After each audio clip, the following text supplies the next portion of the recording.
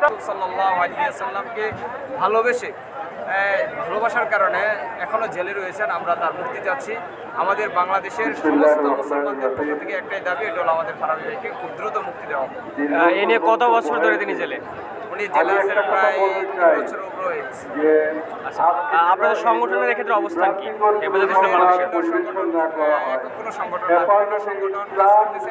হেফাজত ইসলাম বাংলাদেশ কিছুদিন আগে স্বরাষ্ট্র উপদেষ্টার সাথে সাক্ষাৎ করেছে নারী কমিশন বিষয় নিয়ে। তখন যে দাবিগুলো ছিল, এর মধ্যে একটা দাবি ছিল যে মুহাম্মদ সাল্লাল্লাহু আলাইহি ওয়াসাল্লামকে মুক্তি করার জন্য যারা এটার ব্যবস্থা নিয়েছে তাদেরকে জেলে নেওয়া হয়েছে। নবী প্রেমীদের যে মুক্তির ব্যাপারেও হেফাজত ইসলাম স্বরাষ্ট্র উপদেষ্টার কাছে বারবার।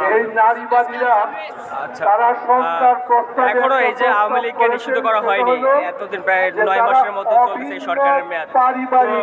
কি মনে হয় আবারও যদি আওয়ামী লীগ ফিরে আসে, আবারও শাপলা চত্বরের মতো ঘটনা? যদি আওয়ামী লীগ দেশে ফিরে আসে তাহলে শাপলা চত্বর তো তাদের আওয়ামী লীগকে নিষিদ্ধ করা এটা শুধু বাংলার মুসলমানদের বিবাহ স্বাধীন, মুসলমানদের আইনে হবে, হিন্দু খ্রিস্টানদের বিবাহ স্বাধীন, তাদের আইনে হবে।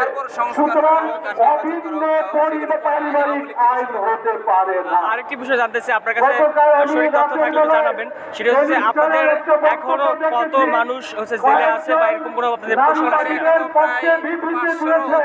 তারা বলেছে যখনই বাংলাদেশে কোনো সময় নারী উন্নয়নের কাজ করা হয়, তখন এই প্রগতির বিরুদ্ধে একটি মহল তারা সোচ্চার হয়। এখন হেফাজতে ইসলামের নামে হয়েছে। আমরা বলতে চাই, নারীদের অধিকারে আমরা বিশ্বাস করি, কিন্তু সেই অধিকারে নারীকে পেশায় পরিণত করে সেই অধিকারে আমরা বিশ্বাসী না।